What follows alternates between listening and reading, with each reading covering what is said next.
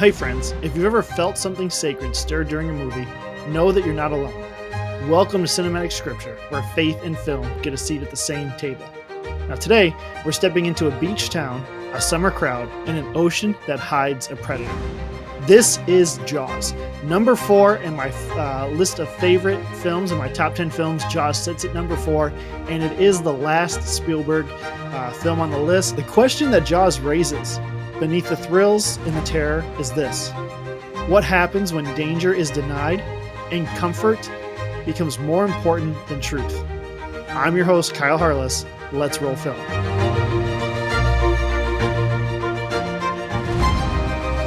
All right. So Jaws is set on Amity Island, and it is summertime.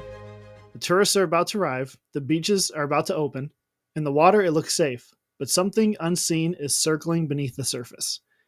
Here's the story structure to Jaws. The world that we're introduced to, we have a sheriff who's afraid of water, who lives on the island, and he's trying to protect his family and the community. But there's a disruption. A shark kills a tourist, and the town's leaders prioritize money, keeping the season open, over the safety of the swimmers. There's action. Brody, the sheriff, along with Hooper and Quint, set out to kill the shark and restore peace. But there's opposition. The shark, the mayor's denial, Quint's recklessness, and Brody's internal fear. But the new world that we're introduced to at the end, Brody overcomes his fear, he kills the shark, and he returns home. Now, Jaws doesn't just offer suspense through its camera work, through its incredible score, but it also offers confrontation. And in so doing, it asks us questions. And it asks us this question specifically: what happens when comfort becomes more sacred than survival? Now, whenever we look at a story, we always want to let the narrative speak first. So let's do that. Let's let the narrative speak. All right, so letting the story of Jaws speak first. So Jaws is horror wrapped in Americana. There's sunlit beaches, small town politics, and a monster that can't be seen. It moves like a thriller, but it reflects like a warning. Because beneath the shark attacks is a question that doesn't feel fictional at all. What happens when danger is denied for the sake of convenience? See, the mayor, he wants profit. The fishermen, they want fame. Quint, he wants control. And Brody, he wants safety. But he does fear the water. The shark isn't just a creature. It's a metaphor for trauma and for truth, and for everything that we bury beneath inconvenience, or that we bury because it's inconvenient. And the ocean, it's everywhere, and you can't run from it. Okay, now that we've looked at the narrative lens, how do we watch Jaws attentively? What I mean is we're going to look at the story's moral architecture, okay? And we want to ask, what kind of world are we stepping into? So first we got to look at the theme and then kind of place that in a controlling idea. So the themes in Jaws are denial, fear, and the cost of comfort. The controlling idea, I would put it this way: when danger is denied, survival demands confrontation, and courage becomes sacred. Now the town, I think in this film, the town actually becomes a metaphor for us. All the warnings that we ignore, all the risks that we minimize, and all the fears that we mock until they surface. Maybe you've been there. Maybe you felt the pressure to keep things open, to keep things normal, and to keep things safe, even when something dangerous was circling. Maybe you've watched someone sound the alarm and get silenced. Maybe you've seen trauma buried beneath bureaucracy. If so, this story sees you. Now, it doesn't resolve the ache that you feel, but it does name it. And naming is always the beginning of healing. So let's look at the worldview of Jaws. What does this story assume? See, Jaws operates in a realist, survivalist worldview where danger is real and where denial is deadly. See, truth is inconvenient in this story. The mayor silences Brody, and the town ignores the warnings. Truth is buried beneath profit. After all, Amity is a summer town, and they have to stay open, otherwise people lose their livelihood. So the truth is inconvenient. They have to stay open for profit. Fear is mocked. Brody is afraid of the water, and his fear of water is dismissed, even mocked by some, but it ultimately becomes a path of courage for Brody as the story progresses. Danger is minimalized.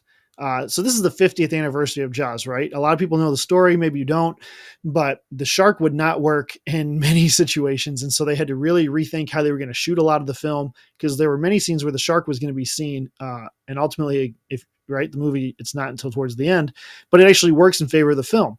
And it works with the worldview that's presenting, because danger is minimized because the shark is unseen and the shark is unnamed and it's underestimated until it devours. No one believes, few people believe that it's there, but the danger is minimized. Okay. So this worldview, it reflects a culture where danger is inconvenient and comfort is treated as sacred. So this is what the worldview of Jaws is. This is what it assumes. Now let's look at what this story preaches. So what is Jaws preaching? What is like the spiritual message beneath the surface in this film? It's like the implicit theology of the film, if you will.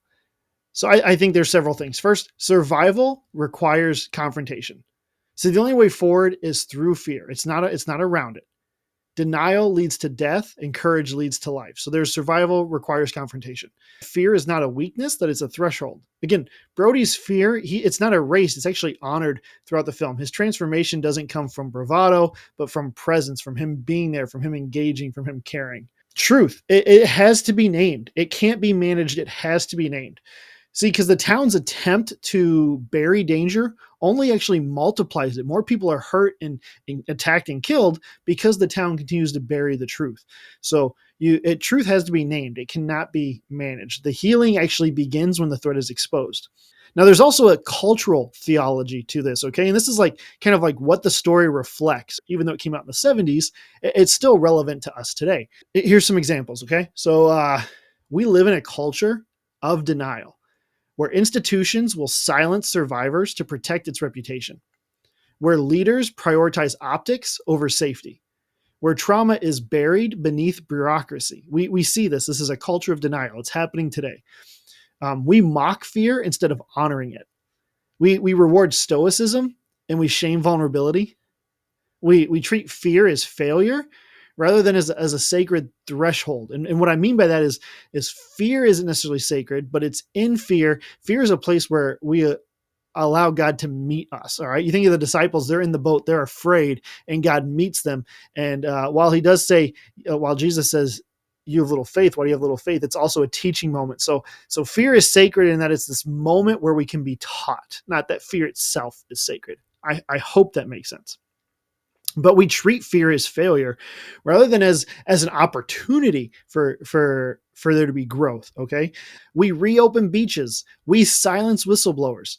We ask people to get back in the water before it's safe.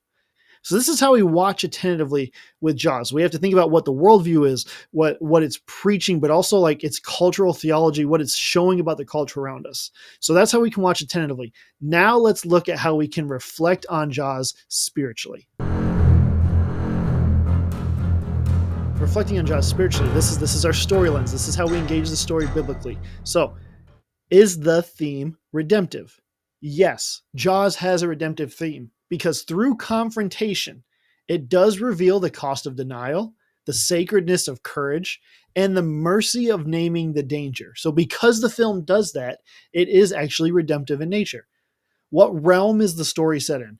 Well, Jaws is set in darkness. It's a town surrounded by water. There's a predator beneath the surface. There's opposition by the mayor, and there is a sheriff who must face what others ignore. So it's darkness. He is a voice in the wilderness, if you will. Him and Hooper, but it's in the realm of darkness.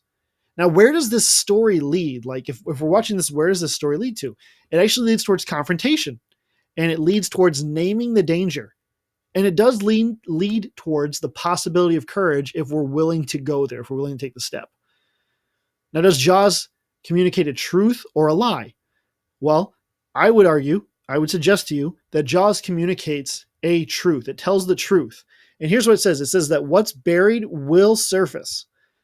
Because they try and minimize the shark. They try and pretend the shark's not there. But the shark is there. You can't hide it. What's buried will surface. But here's the kicker. Unlike the film, the gospel takes it further. It doesn't just say that what's buried will surface. The gospel will name it, the gospel will heal it, and ultimately the gospel will restore it. Every story disciples us. whether through its structure, its assumptions, its resolutions, its character, its imagery. It shapes how we see things. And this film specifically shapes how we see danger, courage, and truth. See, Jaws actually invites us to confront fear, but it also tempts us to normalize denial. We see this between Brody and the mayor, this difference, the positive and negative of the theme here. It entertains us with suspense and effectively well. This film really is incredible. So it doesn't entertain us with suspense, but then it quietly asks if we've ignored the same warnings. Are we the mayor? Are we like Brody? Where have we landed here? It does expose the idol of comfort, where survival is sacrificed for convenience. Amity put its comfort, their money, over people's survival. And if we're not paying attention, we can actually be discipled to believe that comfort is sacred, that fear is shameful, that danger should be buried, and that confrontation is punishment.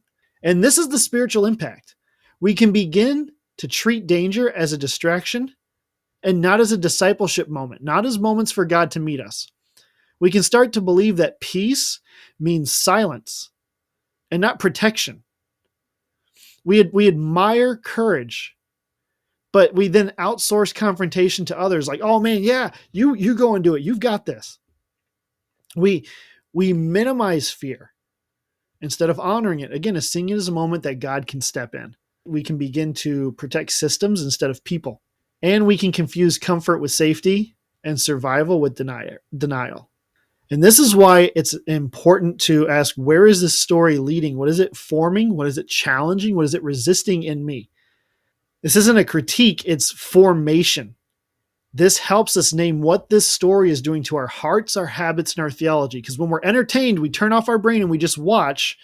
Yeah, it could be a great film. It could be a terrible film, whatever. This is not a review, not a critique. It's, are we willing to stop and have a conversation that this is what the story says, here's what it believes, here's what it preaches, but here is how we engage with it biblically. And once we engage with it biblically, now we can see what it can do, where it can lead us. So then how does the Bible respond? All right, we looked at how do we reflect spiritually, but how does the Bible respond? By confronting it and by reframing it. Well, see, Scripture confronts this kind of worldview with clarity and grace. Like that's beautiful, with clarity and grace. Psalms 32 says, when I kept silent, my bones wasted away. And it gives this idea that naming becomes healing. When I was silent, my bones wasted away. So name it. Let the healing begin. Healing begins with naming what's going on. Two, we have the story of Jonah. He's swallowed by what he refused to face. The deep becomes this place of transformation. He didn't want to go to Nineveh. He runs. He's swallowed by a giant fish or a whale. Let's not get into the theological debate. But the point is that the deep became this place of transformation for Jonah. There's Luke 8:17 where Jesus says that everything concealed will be brought to light. And it's not to shame, but to heal. To heal. And then there's John 21 where Jesus restores Peter, not by ignoring his failure. Peter had denied Jesus 3 times before Jesus died on the cross. This is their first interaction, this spoken interaction that's recorded in Scripture after the resurrection of Jesus. Jesus restores Peter, not by ignoring his failure, but by naming it with love. And the gospel of Jesus Christ reframes it, because the gospel doesn't silence fear, it enters fear. Jesus didn't minimize danger, he confronted danger. Jesus didn't mock fear, he honored it. He doesn't demand stoicism, he offers presence. There are stories, other stories, where danger is buried and fear is mocked, where systems protect reputation over people, where trauma is minimalized to preserve peace, and where someone dares to name what others are refusing to name. Again, Scripture, Jonah beneath the waves, right? Jonah is running from the truth. He's swallowed by consequence, and it becomes a place of transformation. There's Achan in the Old Testament as well, his hidden sin. It's buried beneath the camp, and it's costing lives, but exposure, it becomes communal reckoning. There's a cleansing in the community because of his sin. Again, Psalm 32, when I kept silent, my bones wasted away. There's Jesus calming the storm. The disciples are afraid, and Jesus doesn't shame them, but fear becomes this setting for revelation. They now see who Jesus is through their fear. And ultimately, there's the cross, where silence is broken, where Jesus doesn't avoid danger, Jesus enters it and he names what systems deny. It's where mercy meets the monster beneath on the cross. In culture, the ache that Jaws exposes. I mean, think about it in culture. Church scandals are buried for reputation, where truth is silenced to preserve an image, and survivors are left unprotected. There's institution that silence whistleblowers, and danger is minimalized. Comfort is prioritized over safety. What about families that ignore trauma to preserve peace, where fear is mocked and grief is buried beneath normal? Or leaders who reopen the beaches before it's safe. See, optics, they choose optics over integrity. Survival is sacrificed for profit. And then the communities that choose silence over safety. Warnings are dismissed, dangers reframed as inconvenience. Yes, I understand Jaws ultimately is a story about a shark and it's suspenseful, but there's these same themes underneath that we see. It carries in other films like The Impossible, like Spotlight, like The Whale, like The Hunt, like The Deep End. There are other films that deal with these themes as well. They echo Jaws' ache, that danger is buried, often buried but rarely named, that fear is mocked, often mocked but rarely honored, that survival is often demanded but rarely supported. And the gospel speaks into these kind of aches, and it dares to say that you don't have to be fearless to be faithful, that you don't have to bury danger to protect others, and that you don't have to silence fear to survive. All right, so after the credits roll, Jaws may end with a dead shark and a drifting raft, but the ache it exposes beneath is very real. And we recognize ourselves in the denial, in the deflection, in the fear of naming what's dangerous. We know what it's like to protect comfort instead of people, and we've watched trauma get buried behind bureaucracy. We've seen leaders ask others to get back in the water before it's safe, and we've learned to minimize fear instead of honor it, and we've seen danger stylized instead of confronted. But transformation begins when we stop denying danger and we start naming it. Brody faces his danger. He goes his fear. He goes in the water because he has to stop this. He has to do what's right. He has to protect. And when we stop protecting systems and start protecting people, that's when transformation happens. When we stop fearing confrontation and we start offering presence, transformation happens. When we stop mocking fear and we start honoring courage, transformation happens. I mean, can we just imagine for a moment, what if you're watching Jaws and in the midst of the suspense, you stop, you pause, and you ask, where have I prioritized my comfort over truth? Where have I silenced warning signs to preserve peace? Where have I treated fear as a weakness when God calls it sacred? And in that pausing, you lead a conversation that actually moves someone from silence to safety.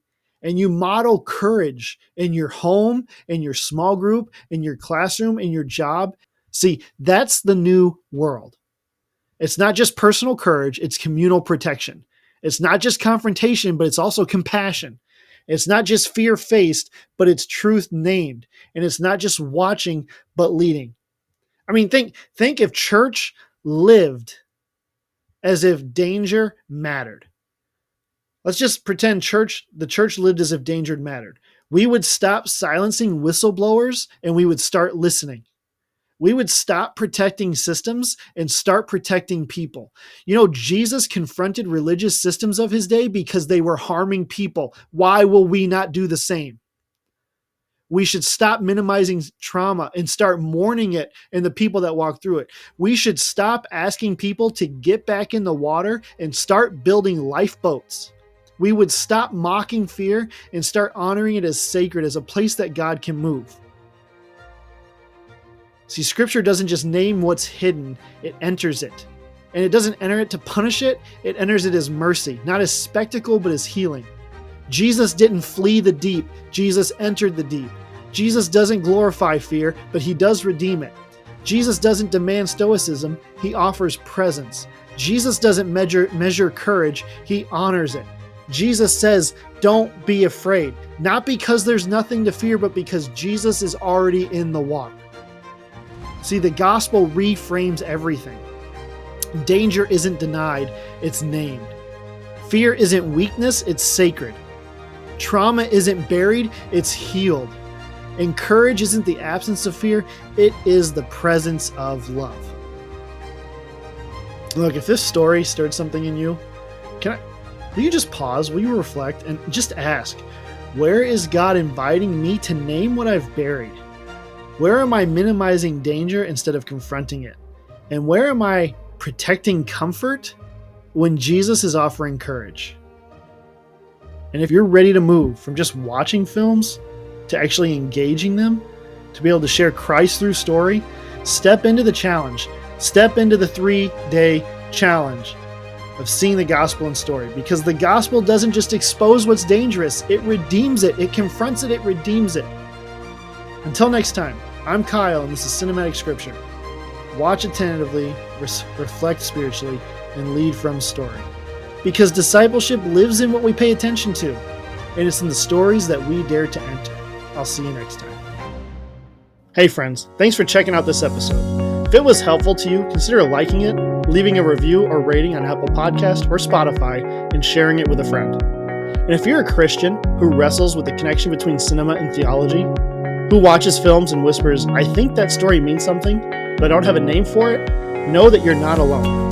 And you don't need another sermon. You don't need a seminary degree. What you need is a sacred lens, a framework to interpret story with gospel clarity. That's why I created Seeing Gospel and Story Challenge. It's a live 3-day experience where I'm going to help you reframe film as conversation, interpret it with spiritual depth, and then disciple through story with presence. Over 3 days, I'm going to help you see film and scripture side by side, hear gospel echoes beneath cultural resonance, and walk away with a reproducible framework for story-shaped discipleship. If you're ready to move from cinematic longing to spiritual activation, then join me at cinematicscripture.mykajabi.com/gospel in story. I'll put the link in the description below. And I hope that you'll join me, because what you pay attention to shapes who you become.